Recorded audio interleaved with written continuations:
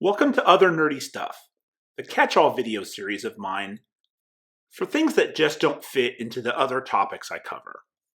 Happy Star Wars Day 2023, and may the 4th be with you. In this episode, in honor of Star Wars Day, I'm going to discuss the 2 Star Wars Lego Mosaics in my display case that coworkers can regularly see on video calls with me. Here's a better close-up picture I'll repeat a few times during the episode.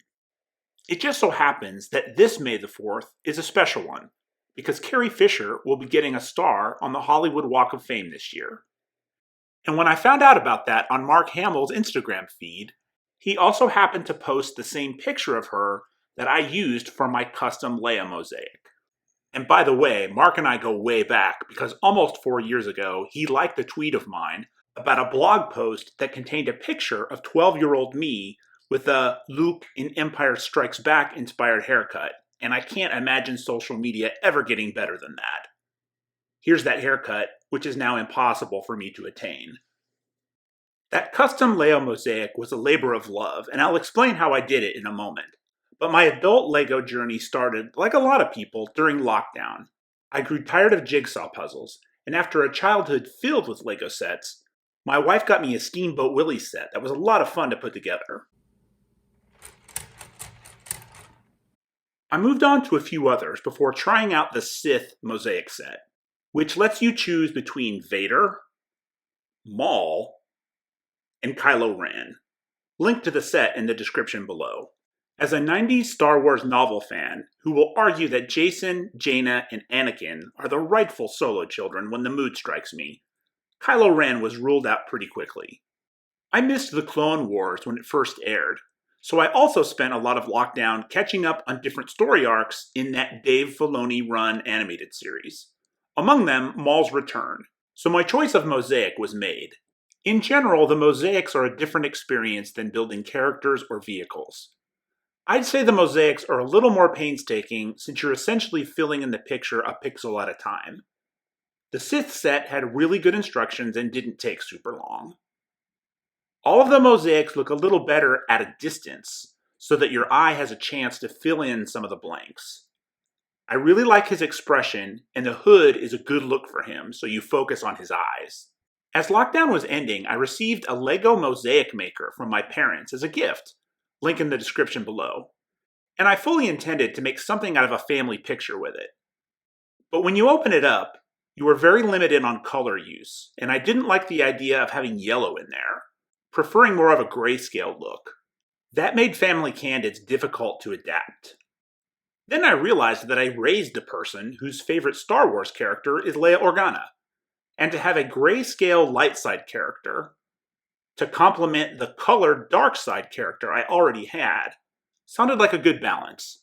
At the time, I was also into the Galaxy of Adventure shorts that Star Wars Kids was putting out.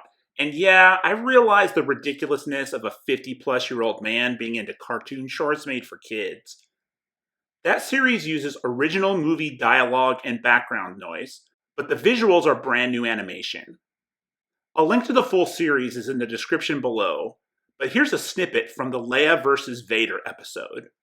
In a galaxy of adventures, Princess Leia won't be intimidated.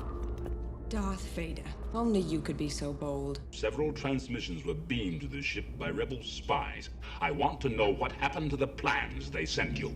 I don't know what you're talking about. And that's the look right there. The look of determined anger that I thought would be cool for a Lego mosaic. So I took a screenshot from the sequence and converted it to grayscale. But even after removing the background with Preview for Mac, the Lego tool that pixelates that into a pattern for you didn't handle the flat animation style all that well.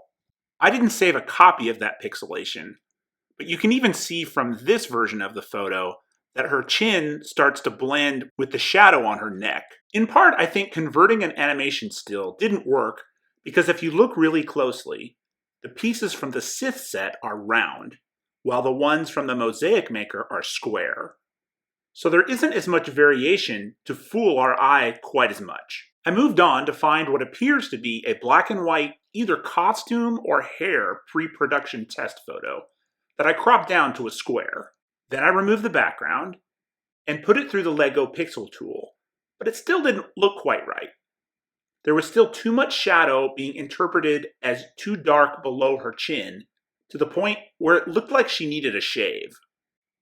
After playing around with it a little bit, I finally found that if I zoomed in some more, so that below her chin wasn't visible, and I pixelated it again, it lowered the shadow below her nose too, and it started to look right.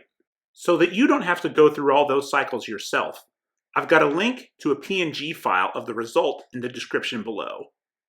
Feel free to build this yourself. All I ask is that you post a link of it in a comment below. Unlike the Sith set, the Mosaic Maker doesn't come with instructions. You have to take the resulting image, print it out, and then manually count the correct number of pixels for each color. Here's the start of that build. A next step, yet another step, and then finally completed. I very much like having these side by side in my display case, and pretty frequently get comments on the Leia during remote meetings.